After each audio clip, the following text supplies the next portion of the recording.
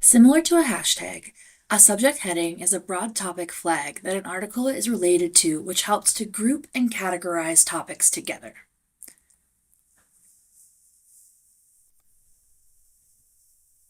Subject headings are arranged in hierarchies, which guide users to select broader, narrower, and related headings which may apply to their search or to the articles they are indexing. Synonyms and near synonyms are included as references to guide searchers in appropriate headings. Here you can see that a broad topic goes into different categories, goes into specific terms. If we take the broad topic of shoes, for example, we can look at shoes in terms of different types of shoes, like sneakers versus dress shoes versus sandals.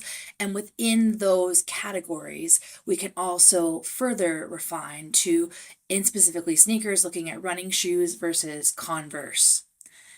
And so you can see how one area leads to the next. You can search by subject headings in the advanced search tab of many databases, but every database titles these slightly differently. To search by subject heading in ProQuest, you'll click Look Up Subject Headings, shown here. To search by subject heading in the APA PsycInfo, click Subjects. And to take a look in CINAHL, you'll find this in the CINAHL Headings tab. While named differently, they all do a similar function. Let's take a deeper look at CINAHL. Imagine that you want to know more about cancer. You click the CINAHL Headings tab and type cancer into the search bar. From there, you can see that the preferred term of cancer is actually neoplasms.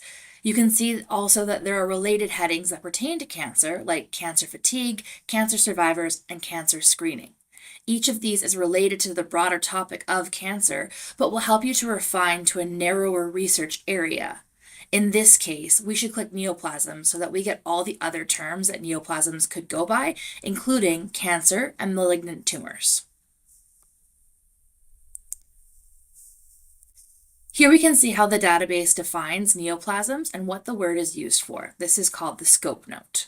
We can also see the related headings. And if we explode this subject heading, we will select all the materials that have been tagged with this subject. But we can also take a look at the drop-down looks to see more narrow categories. To explode, click here. To see more, click here.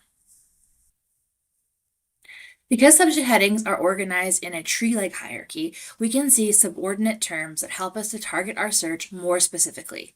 And we can bore down further to include all of the relevant branches of the tree that we would like to see.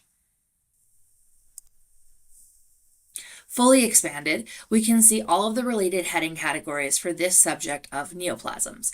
By clicking blood would focus our searches on blood cancers, whereas clicking diet with therapy would look at the role of nutrition. We can now check as many additional headings as we would like to search, and this is also a great way for us to zoom out on a topic and just see the scope of research that is available. And when we're doing our research review, we can choose to limit to a particular field if we so desire. You'll notice that each of these terms also has scope notes. If you hover over that little chat icon, you can see any of the definitions they're using for the term in the context of how it's a controlled vocabulary word, and it'll give you references and related readings to that concept. In PubMed, instead of calling these subject headings alone, they use MESH terms, which stands for medical subject headings. Their view helps you to really see the tree hierarchy of the terms that's pictured here. So I performed the same advanced search for neoplasms, and as you can see, it breaks it down into, do I want to talk about cysts? Here are all the things I can look at for cysts. Do I mean hamartoma? Here are all the things. Neoplasms by histological type, and it really expands it through. It's a really intuitive way to look at this tree-like structure. And there you have it. Subject headings take a broad topic or a subject, they categorize it into the different categories it could fall into, and then give you more specific terms. So depending on what you're looking for, you can choose to expand or narrow your search.